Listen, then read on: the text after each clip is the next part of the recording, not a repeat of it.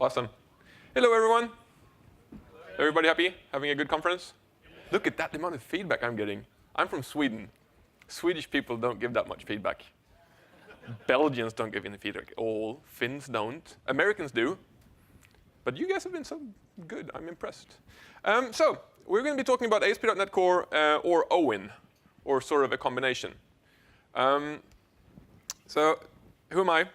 Some people say you don't need this slide. The person that says that is Scott Hanselman. If you're Scott Hanselman, you don't need this slide. If you're me, you need the slide.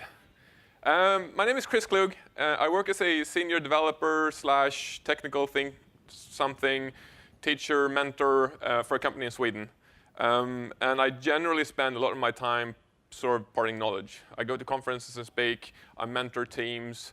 I've done a Pluralsight course. I used to blog a lot. And I love sharing knowledge in different areas that I've figured out along the way. ASP.NET MVP, ASP Insider, all of that little thing doesn't really matter. The only thing that's quite important is I am from Sweden. So if you don't understand what I'm saying, tough. There's not much I can do about it. That's just the way it is. So the question is, what is OWIN? How many of you are working with OWIN today? OK. How many of you could go up here and explain what OWIN is? He goes, I went into a stretch. OK, it's actually not that complicated. There is nothing. OWIN is a specification, right? So the OWIN spec says OWIN defines a standard interface between .NET web servers and web applications. That is basically what it is. It's a piece of paper or a document that basically says, this is the way we abstract away our web servers using a simple interface. And it means that instead of having this, where if we're building web-based things on .NET, we have to run it on IIS, with OWIN, we're basically saying, no. We'll make it possible for you to run .NET-based web applications on other platforms than IIS, which is kind of cool. Except, how many of you guys are doing web development today in ASP.NET? How many of you are not using ASP.NET MVC? OK, not even close to half of you. So the problem is that ASP.NET MVC is actually tied into IIS completely. Which means there's actually no way of removing MVC out of IIS and putting it into OWIN or Project Katana in the current version. But ASP.NET Core gives us that ability. So the idea behind the OWIN pipeline is that we have this something called an app func. The app func is the abstraction between the web server and your application. So the web server will do the thing of accepting a request and pull it apart and take all of that information, put it into a dictionary, pass it into something through the app func. And that app func then returns a task back, and the web server sits there and waits for the task to complete. And once the task is completed, it's done. So that is the abstraction we're getting. So the whole thing pretty much inside OWIN is that one delegate and a dictionary. This, by the way, the server.onRequest thing is Sevdo code.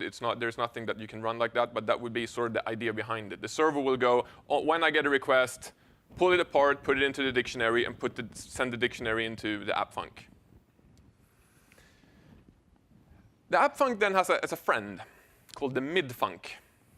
The mid func is not actually in the spec today. It's a draft 1.1 or something like that of the OWIN spec. And it basically defines how do we add things to this incoming and outgoing, the request pipeline. Because right now, in OWIN, they specify and say, the app func is the way that the server calls into our application. And then you will build some form of pipeline that we will send the requests through. And then when it comes back, we will send a response back. But somewhere in the middle, they sort of forgot how to go from this into building a pipeline. So everyone did their own version of it. Or the few people that did build this actually built their own version of it. So they decided that we're going to have another func, which is if you see they're using mid func equals, it's a func that takes an app func and returns an app func. It's getting ridiculously complicated to figure this out afterhand. You'll see when I remove sort of the syntax like this and you'll see me building stuff, you'll see it's actually not that hard. But it's good to know that you've got the app func and the mid func. So if we look at what's actually happening in OWIN, you get this process called someprocess.exe. It's a host. The host can be anything in OWIN. It can be a console app. It could be a Windows service. It could be IIS. It can be anything. It's a host. You can literally plug it into your WPF application and have your WPF application act as a web server for some reason. Not saying that that would be very useful, but you could. Inside the host, you have a server. We've split this into two different things. So you've got the host that will just host it, and you have the server which will open the port and listen for incoming requests and then handle all of the HTTP communication with the client. And the reason is that it basically makes it easier for us to pull things apart and plug different things in. If you're running this in IIS, which you can, IIS will both be the host and the server. So it's a one package deal. But when you're building in a command line application, for example, you will have the host being the exe file, and then you will pull in another server that will do the actual communication for you. Inside the server, we have a pipeline. The pipeline consists of middlewares, pieces of code that will execute as the information goes in and out of this pipeline. And we have an application, the thing that organizes the response or creates the response that we need to send back. And if you don't want to code all the way down into this raw framework, which basically you get incoming request, here is the path I requested, here is this you requested, this is the information, and you have to do everything manually, you will have some form of web framework that you will put on top of it that will do it for you. Something like NancyFX or FuboMVC or something like that that works with OWIN. So you get a client. Client connects to the server, right? It creates a request, and it's a simple get HTTP1 request, sends over some information, says this is the path I want to use, this is the host I'm requesting, and all that. Server takes that request and pulls out the parts in that HTTP request and puts it into a dictionary. The dictionary is of string object, so it means that it can include everything, which is kind of cool because it means that inside that dictionary we can include strings like the path I've requested, the user agent string, and everything.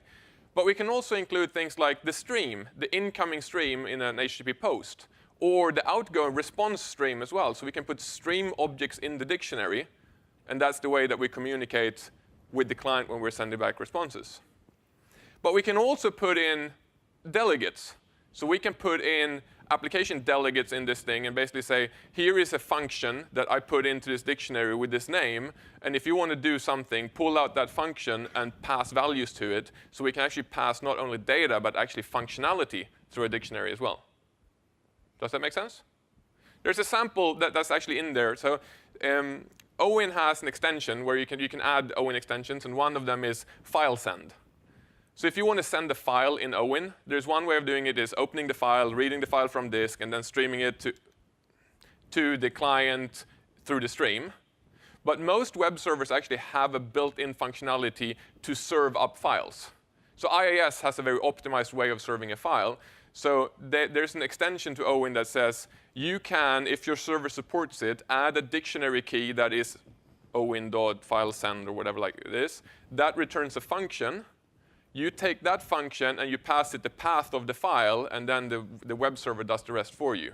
So you can pass functionality, and the web server can actually add functionality to your OWIN pipeline in an agnostic way. So you can have a look at it and say, if my web server supports this feature, I can use it. If my web server doesn't support this feature, then I have to do something else. Does it make sense? Very simple abstraction. The server then takes the dictionary, sends it into the pipeline. It hits the first middleware. First middleware does its thing. It can be anything. It passes it on to the next middleware. And it passes through all the middlewares in the pipeline until it reaches the application. The application looks at whatever is in the dictionary and figures out that, OK, so he's requesting XYZ with these parameters. I need to go and do this thing here. And then I'm going to generate some HTML. And then I'm going to post that back to the client. As soon as I send something into the response stream, I notify the server and say, I am now writing things to the stream. And the server automatically sends all of the headers, and it sends all of the data and starts streaming the data back to the client. At that point, as soon as you've written anything to the response stream, you cannot modify any headers. You cannot make any changes to the response stream. They are already on the way to the client. you can get notified. If your middleware needs to know, it can get notified that this is happening. The server then takes whatever is coming back and says, OK, so you have started writing your body. That's fine. I will now take all of the headers that have been configured. I will generate an HTTP response with all the headers in there, start sending that down the wire to the client, and then I'm going to keep on feeding whatever you're pushing into the stream. I will just keep streaming down to the client. Make sense? Hope so. It kind of should. And that then goes back to the client. Client is happy. It gets a web page. Ta-da!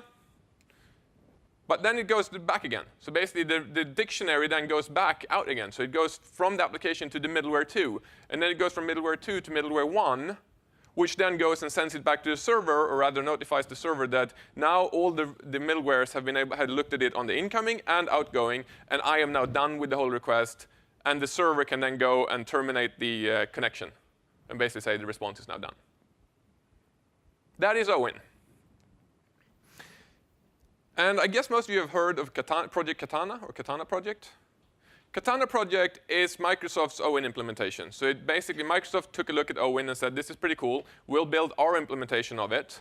They made some tweaks to it. They made some modifications in typical Microsoft spirit. We'll take what is there, and then we'll make that and then something else. But they kept in line with what's in the spec. So actually, all of their modifications could actually still go under the OWIN specification properly. So the change that they did is that they instead, in the app func here, you see func IHTTP context and task. It used to be I dictionary of string object. So they added a little layer on top of the dictionary to make it easier for us to get access to the response stream and the request stream and the path and all of that without having to know all of these dictionary keys. And then it still supports the dictionary syntax where you can go context.environment, and then you get the dictionary, and you can go and add and read things from the dictionary as you want. It's just that Microsoft thought it was nicer to get a statically typed interface for you to work with than a dictionary, which I find quite obvious. Then comes along ASP.NET Core 1. I think that was the final name of it after all of the other things. It started out with K. Somebody gave me access to K before it was even announced, before TechEd, when they announced it, because I was doing some stuff that kind of had nothing to do with K at all, but I thought I'd want to look at it. I went in, I looked at it, and I understood nothing. It's not easy when you get a new or a GitHub project with all of that in it, and you sort of go, okay. It changed a whole lot of things. I just gave up. I didn't look at it. And then it went from K, which was a fantastically ungoogleable name, K throwing error. Duh. OK.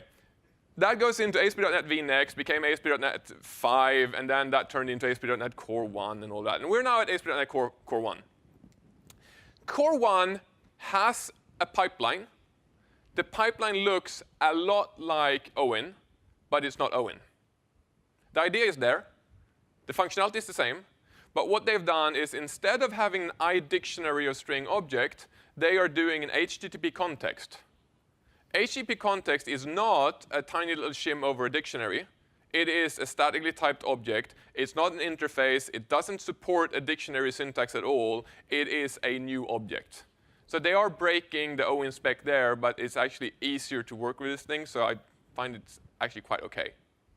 It's still, you can still mock it. You can still new up that thing. You can still do all the testing you want with it.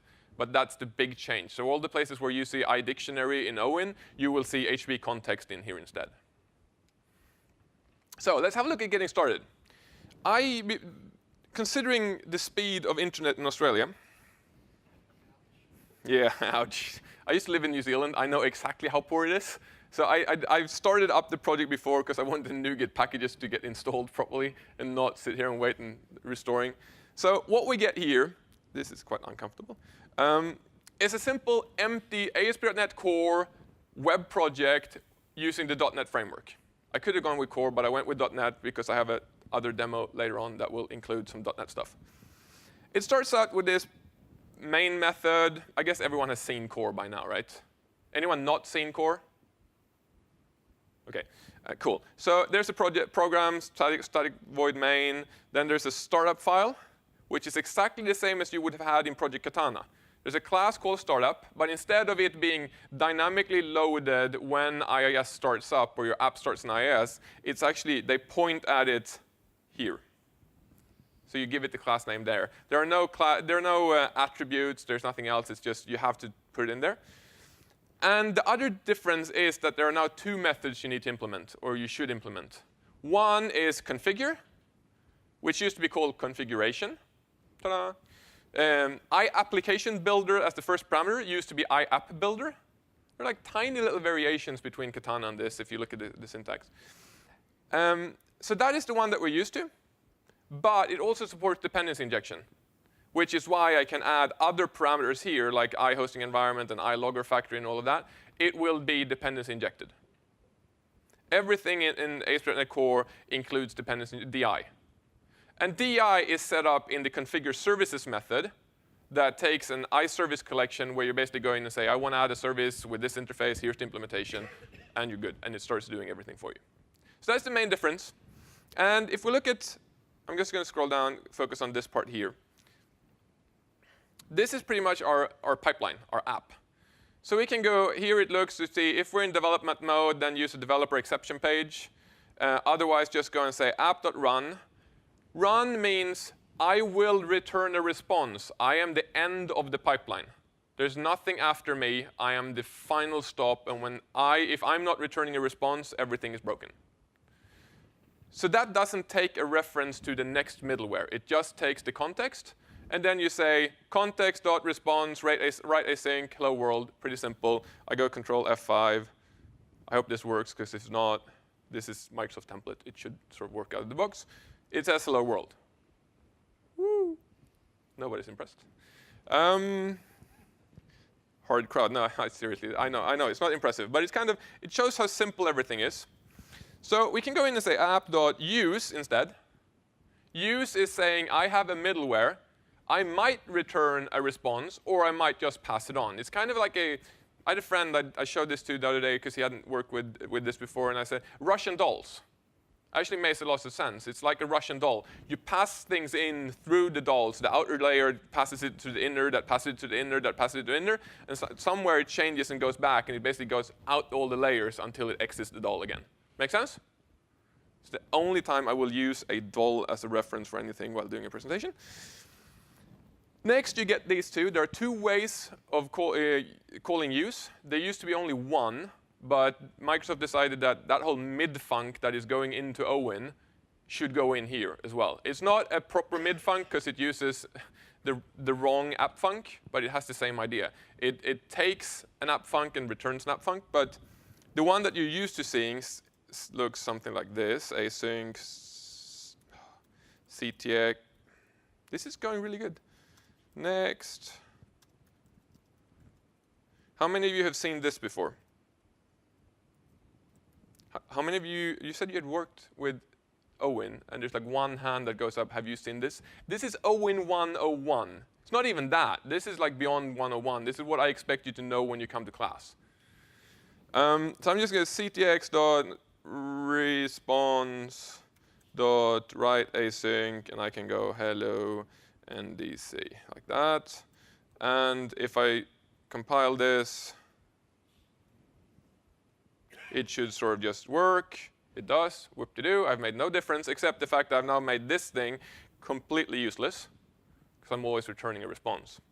But what if I want to do something else? What if I want to go inline? What if the whole thing of Russian dolls, and I'm talking about the pipeline, and all I'm doing is returning it? So instead of that, I can go ahead and I can do something like this. So let's pull out that. Actually, let's not do that. I want to do this. App.use. Let's check the other syntax. This is going to give me a kick. I'm going to see how many of you are going to look at this and go, what? It's going to be next, fat arrow, async. I really can't spell. CTX, fat arrow, thing. Does that syntax make sense? There's a guy going, yes. Is there anyone that agrees with me that this syntax does not make sense?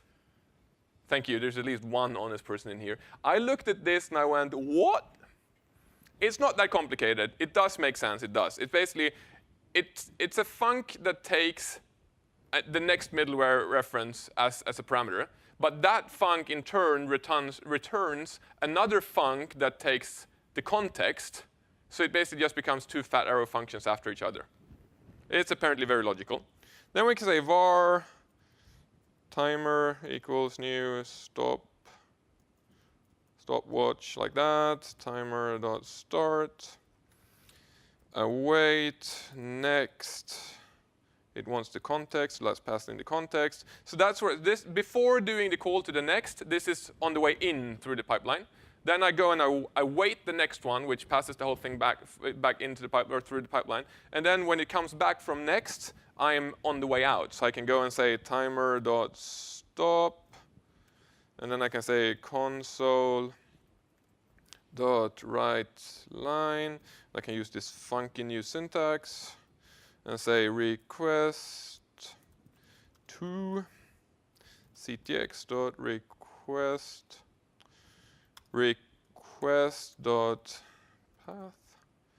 took timer.elapsed milliseconds. I am a really slow typer, I figure out, especially when I'm standing weirdly. There it is. So I stop my timer and I write out the request to the console. The problem now is that the console doesn't actually work if you put it through IIS Express, because there's no console in there. It will just swallow it. So I can go up here and I can switch it and say, I want to run it as a console app instead. And I can go F5. It goes up and it goes, hey, hello NDC, which is quite cool. Not. But the interesting thing is here. So I get all of these. So basically, I'm now measuring the time it takes for all my requests to go through, and it's just an inline thing. So basically, methods go or incoming requests go through me, and on the way out, I do something else. So we got this awesome pipeline. Everybody's going, it's not very impressive. No, it's not very impressive. It's actually very low level, not very complicated at all, but it gives you a lot of power to go this deep. How many of you have built iHTTP modules before? Or iHTTP handlers for IIS? How many enjoyed it? Exactly. This is the same thing. It's just that this is actually quite enjoyable because it's simple, and it's not IIS dependent. There's one little thing. Writing to the console is a pretty bad practice, right? So what we want to do, since we have dependency injected the iLogger factory, we can go and say, no, var logger equals logger factory dot create logger, name it request timer, like that, and then we can say logger dot log information. And once I've done that, I actually do get color-coded messages. So I get a little green thing that says info, and it's more structured. It's structured, so I can go in and see it's information, and it's from the request timer. And it took that long. Nobody's impressed. OK. Well, that's what you get for trying to be nice. So it's all very, very simple, right? But that's also kind of the problem. Do you want to build all your applications like this? Like inline methods for everything? So looking at this, you sort of go, oh, that is ugly. I really don't want to do this full time. So you really need to go and get organized when you're building your middlewares. You cannot go and just build inline functions. It's going to look like crap, and you're going to end up, it's going to be ugly. But then somebody's going to go, that's not a problem. I can just do a static class, and I can put my functions in there, and it's going to be awesome. Yes and no. So you need to make sure that you are structured if you're going to do OWIN stuff. And one of the things is that we build middlewares. Middlewares don't have to be inline functions. And I really don't think, unless they're very, very simple ones, like this, it shouldn't be an inline function. Can we agree on that? Good. If not, there's the door. And if I ever end up on a project with you guys and I see an inline one, I'm going to hunt you down. So I'm going to add a middleware folder like that, and I'm going to add a new middleware. So I'm just going to go and add a new class. Request timer middleware, like that. Remove all of that stuff. Going to add a constructor in here. Constructor is going to take a request delegate, which is a core specific thing. It's similar to OWIN. and I'm going to call it next. I'm going to store that in a variable like that. I'm going to add another method down here called public async task yes invoke. The invoke takes a HTTP context like that. Then I'm going to go out here and I'm going to pull out this thing here. That was the wrong key combination. There it is. There it is. I'm going to fix this. I'm slowly going to fix this. Let's go like that. So it's going to say next isn't available. That's fine. It's underscore next because the reference comes in through the constructor and not as a part of this function call. Then it's going to say I can't access logger factory. I can solve that because this thing supports dependency injection. So I can just go in here and ask for a logger factory. But I'm actually going to go and request an iLogger instead. Because one of the things with the DI here is I can request a logger factory and create my logger, and I get an iLogger back of a specific type. Or I can request an iLogger of the right type to begin with. So I'm going to take this thing, and I'm going to tell it that this is the thing that I'm logging for. I'm going to call it logger.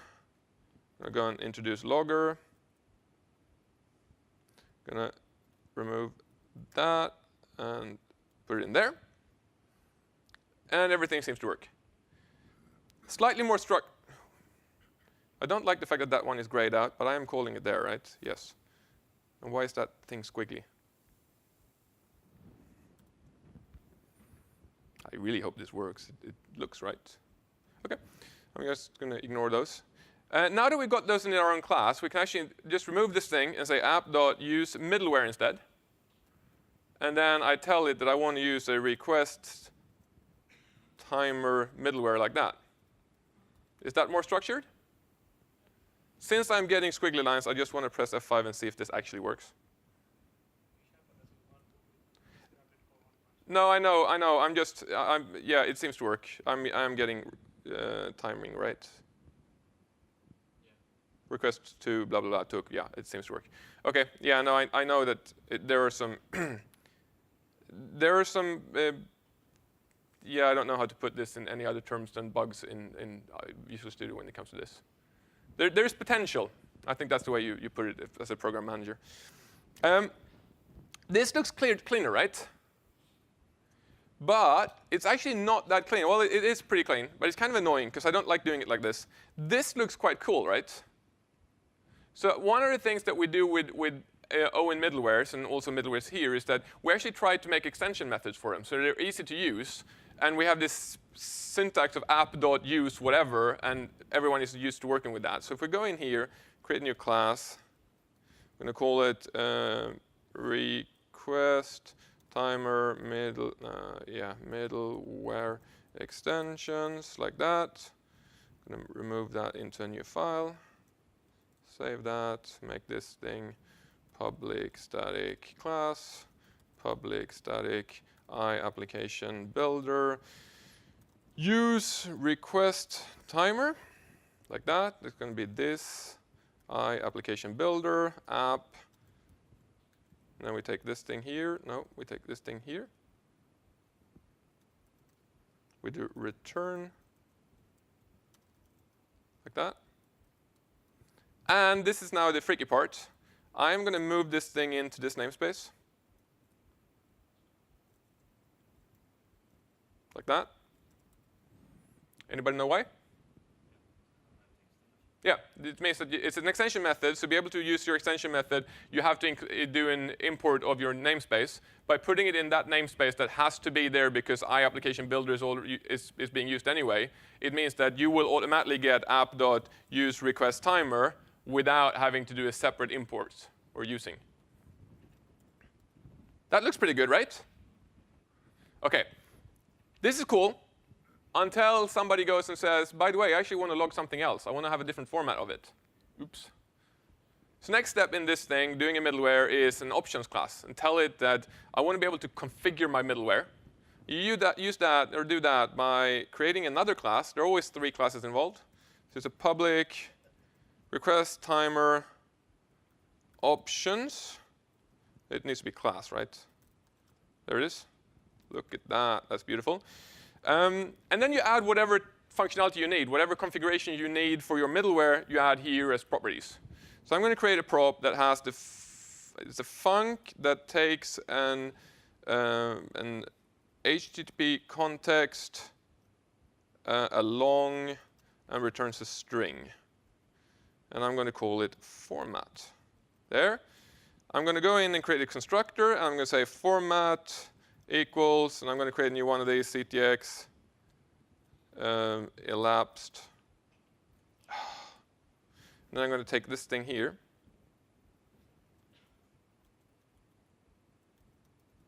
And this thing here is going to change into elapsed. Does that make sense? Okay. I'm going to move that into a different file to get it out of the way. I change this thing here, and I add another parameter to my constructor. I'm going to say I need a request timer options. Save that as a variable. And then down here, instead of logging it straight like this, I do options.format, and it wants a context, so CTX, and it wants the elapsed time, which is timer.elapsed milliseconds, like that. Okay? And finally, the last thing we need to do is in our use request timer, I'm going to say you have to be able to pass in a request timer options, but it's not mandatory, so it's optional. And then I pass that on. I am not doing this very well today. There it is.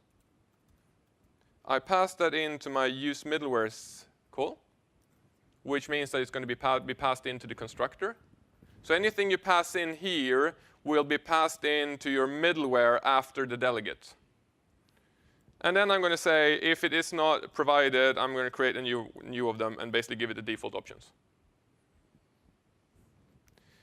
And once that's done, I can go and say new request middleware timer options and say format equals something useful. Actually, it needs to look like this, CTX elapsed.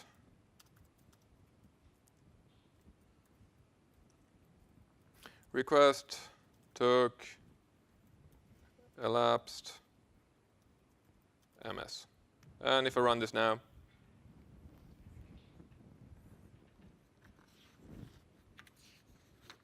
it answers as it should. And if you go in here and have a look, it says request took 0 milliseconds. So I'm now able to modify the way that I format it and can go in and make different changes. Since I'm getting the HTTP context, I could be logging a whole bunch of other things as well and adding that to the string if I wanted to.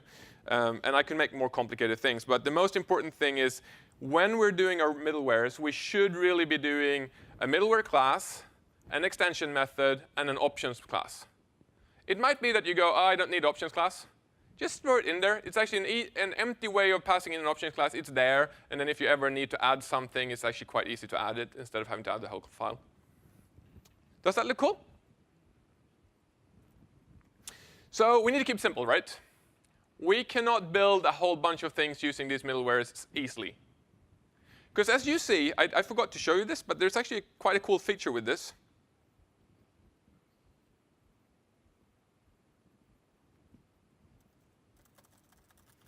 You know this path?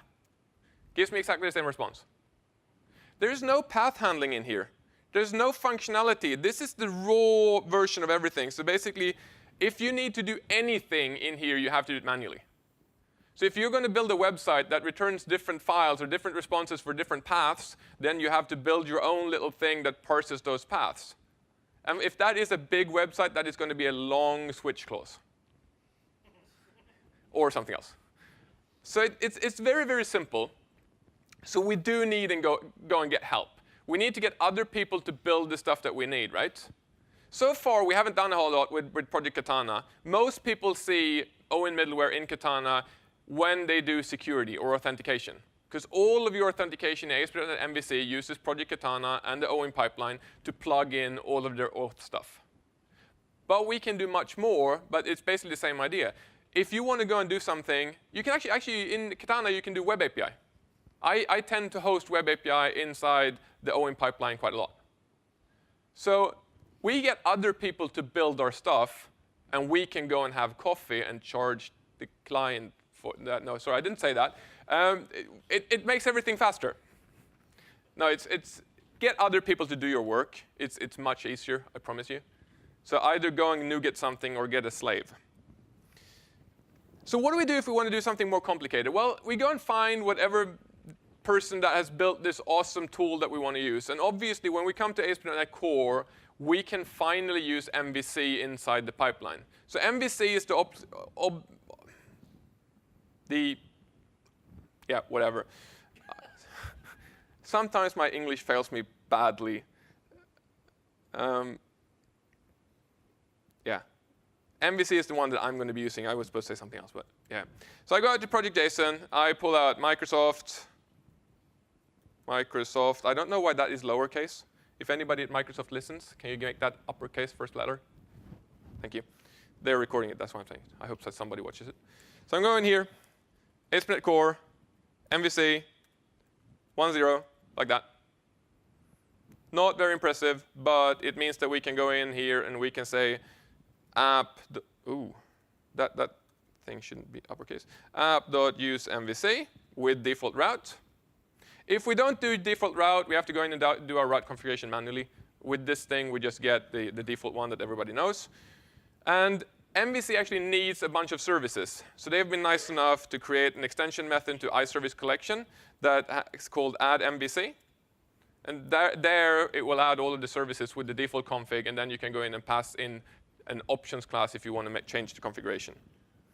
With MVC in my pipeline, I can now go and do the stuff that we always do. We go and go folder, controllers, go and say add new item. I want to have something ASP.NET. Let's do an MVC controller called home. Let's clean it up because there's no reason to keep that. There it is. It's beautiful, right? Not going to make any changes to it. It's a clean controller. What next else do we need? We need a view folder. So add new folder, views. We need to add another folder in here, add folder home. And then in here, we're going to say add new item, MVC layout page. I'm going to call it index. I'm going to take this, and I'm going to say h1. And I'm going to say hello NDC from MVC. There it is. I run this.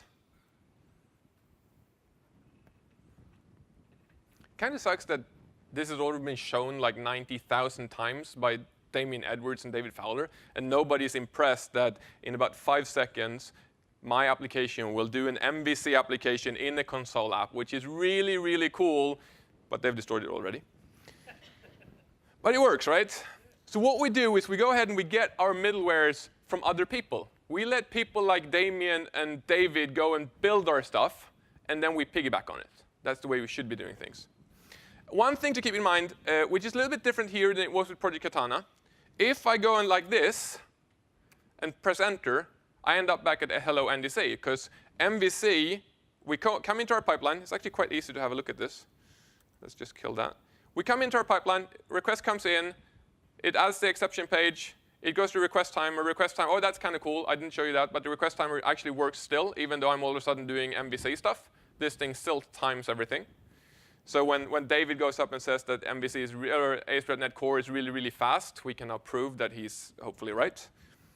Then it goes through the timer, it goes through MVC. MVC will then look at it and go, that path is not something that I recognize. It's not part of the path that I would expect. So it passes it on to the next one. If you were doing Project Katana, you could combine OWIN with MVC. But what would happen is you would have your OWIN pipeline. And if there was nothing that responded in the OWIN pipeline, you would actually fall out of the pipeline and hit IIS.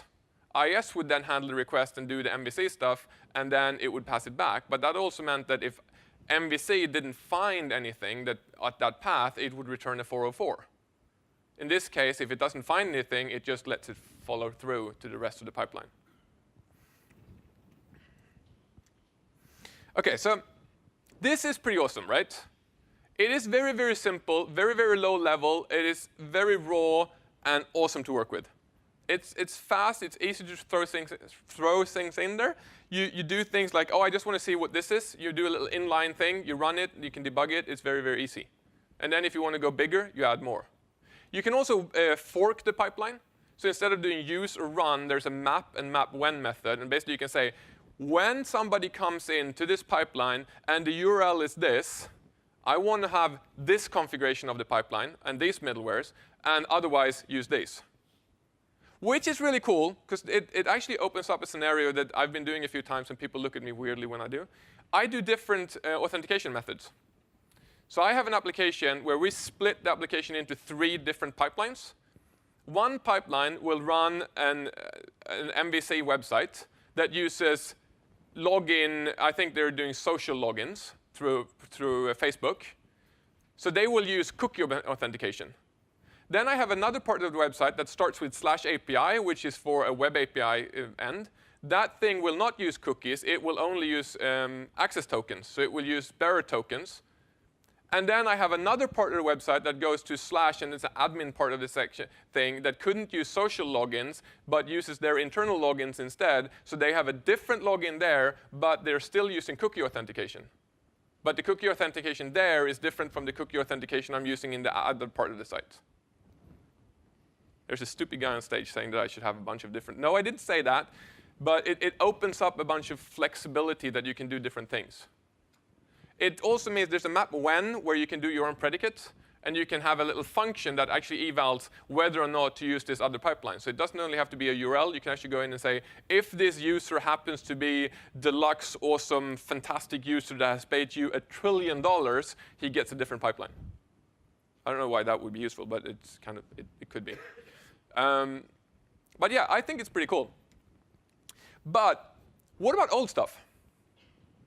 What if I come now into ASP.NET Core and I look at this and I go, oh, I have this awesome middleware I wrote a year ago in Project Katana. Can I plug this in here? Yeah. Is the answer to that. It's not a good answer. It's not Swedish. It's not even close. Yes, you can, but you can't plug it in as a middleware. You can't throw it into this middleware pipeline and say, here is another middleware, because your old middleware will expect an iDictionary, and this thing will give it an HTTP context. So you're going to go head-to-head and go, you suck, and it's not going to start the pipeline. So what you need to do is you need to have a different way of doing OWIN middlewares from Project Katana or other OWIN stuff. And the way to do that, actually, I just happen to have a project with a middleware in it. So I'm just going to go add existing project. That's going to put me in here. There's a simple OWIN-based or Project Katana-based middleware, OWIN way of doing things. I can take that, but I can't plug that in, because that middleware, as I said, is different.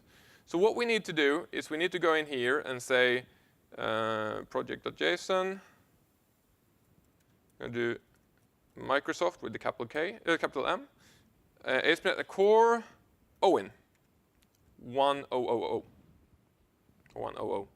Having that in there means that I can then go back in and say somewhere in here, let's actually do it here, because the middleware I want to plug in is an exception handler delegate. So I actually I'm going to remove that thing, because that is way too fancy for me. We go app.useOWIN. It gives me a pipeline.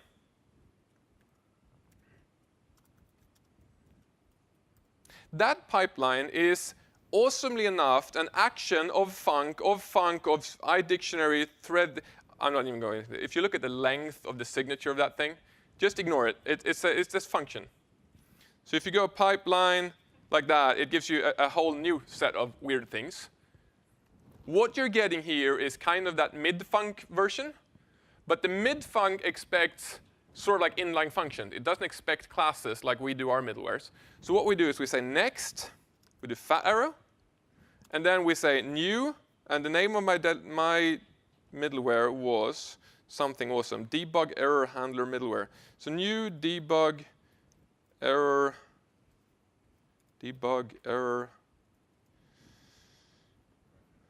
Yeah, if I normally. Oh yeah, in core, that's not handled for me by ReSharper properly. So that's the one.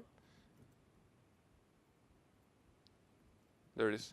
So I create one of those, and that one expects a reference to the next thing, which is going to be next. and then I return the invoke method. Does that make sense? You guys are way smarter than I am. OK, so once I've got that, I need to throw an exception somewhere to get this to work. So I'm going to go down here and say throw new exception. Because that's one cool thing. If you throw exceptions without some form of exception handling middleware, the pipeline just swallows it. It doesn't break your debugger. It doesn't give you any well, it does give you logging, but it just swallows it and doesn't break Visual Studio or anything like that and go into debugging. It just goes bleh, and it just gives you 500 back. So I'm going to throw a new exception. I'm going to add something. I'm going to say it's Glenn's fault. If anybody wants to know who Glenn is, his name is Glenn Condren. He's PM on the .NET Core team. It's his fault. Everything is his fault. We start that. And this might work. It might not work, because it's been slightly flaky on me. I hope this works now.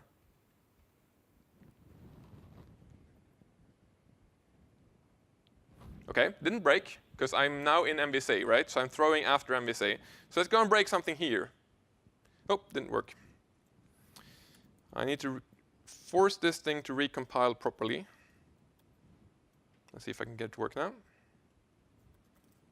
I figured out that it's actually it's a compile issue. It doesn't get updated code for some reason. It doesn't recompile properly. So I've got this error handler thing now that will now give me, it will tell me that something went wrong, and it's going to tell me it's Glenn's fault. It's going to give me a stack trace, and it's also going to give me a link to Stack Overflow with the error message. If I click this, I'm pretty sure Stack Overflow won't tell me why it's Glenn's fault, but it should. So that's kind of cool, right? Easy to plug in old OWIN stuff as well.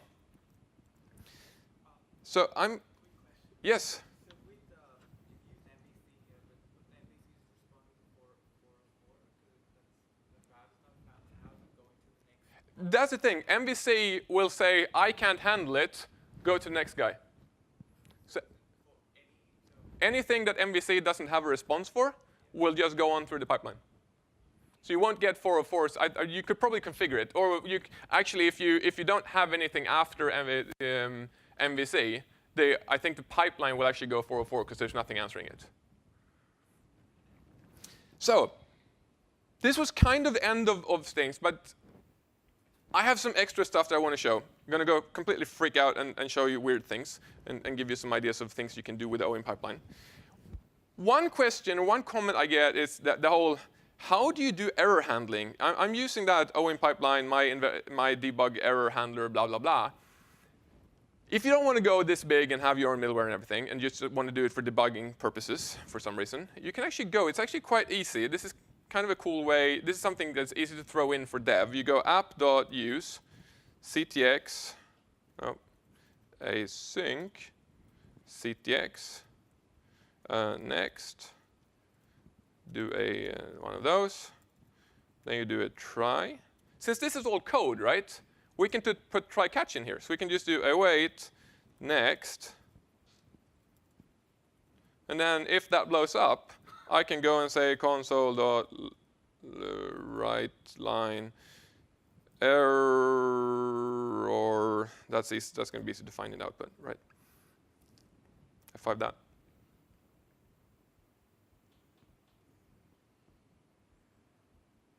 Go to some weird location. It goes error, right? So since the pipeline, as I said, is just a matter of code and methods calling methods, we can add try-catch stuff anywhere in it, because since it's Russian doll and not like a linked list, it means that I'm pushing things in, and when something breaks, it bubbles up, and I can handle it wherever I want. And in here, I can say, try catch, if it blows up, change it to a 500, and here is my awesome content for my 500 error page, or I can create a redirect or something. Creating redirect, however, is a bit of a pain, because as long as the exception is thrown, this is bad. This was my last piece of paper, and it doesn't include what I was supposed to show you now. This is going to be interesting. Yeah, it will be fine. I think I can use that one. I was doing something about it bubbling up. Yeah, redirects. Thanks. Sorry, I'm losing myself. Redirects is a pain in the butt, because as long as your exception is thrown before anything is written to the pipeline, which I do here, everything is fine. In my exception and error handling middleware, I can change it to a redirect and change the headers and all of that. But if the exception is thrown after the response or during the response, as soon as somebody has written something to the pipeline, I'm actually written to the response, I am too late.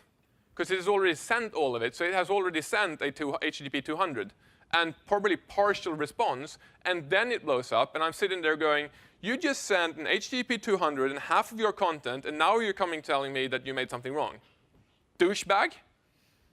So we need to sort that out, and there are a couple of ways of doing it. This is done internally. You can actually buffer the response, which is a neat way of doing it. So if we take this thing, and we can buffer the response, let's try and do it here. Let's do var ms equals new memory that's doesn't get better. Sounding like you've got something wrong in your head, that apparently doesn't make your spelling better. Var response equals ctx.response.body. ctx.response.body equals ms. See what I've done then?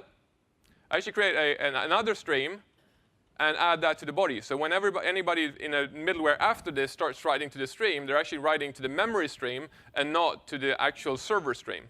So nothing is going to get written. And then I can go down here, and what I do here is I say something brilliant, like I had code for this to remember what I'm supposed to do. Let's do ms. Let's see if this works. ctx.response.body equals response, and then do ms.copy to async response, and await that thing. So that means that basically if everything goes fine, I'm going to copy everything from, oh, there it is. That's the one that I miss, 0, comma, and there. So I take the memory stream that they have written to, I run that back to the beginning, and then I take all of the information in that memory stream, and I pass it to the real response, and that gets rendered. But if something goes wrong, I can go in here and say, nah, actually, let's put it back, the body back properly, like that. But then let's do ctx.response.write async, make that a wait. You caused an error, stop ruining my website. And then return. Make sense? Run this.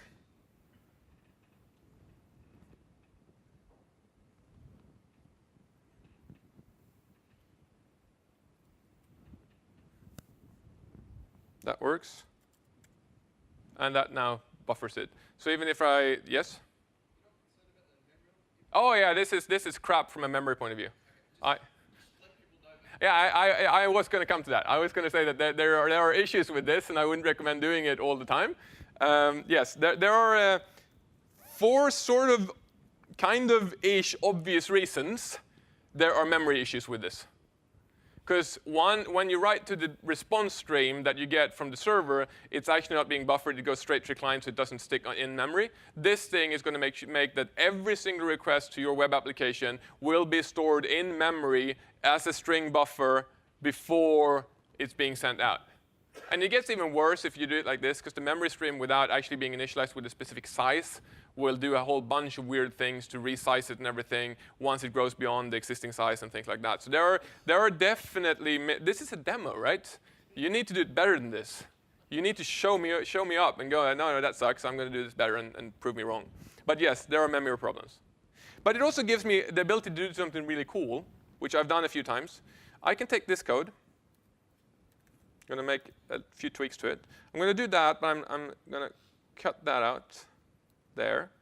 I'm going to not do that. And then I'm going to turn that back. I'm going to blah, blah, blah, blah, blah. I'm going to do that. And then I'm going to, let's see here. I have code for this. I should know this. Var, actually, let's do it like this. Var response equals response text equals encoding dot 8.getString from ms.toArray, like that. Response text equals response text dot replace hello. I'm in Australia, so I've heard that it's all great down here, right? And then you go and take that, and you say await ctx dot response dot write async response text. Run your application.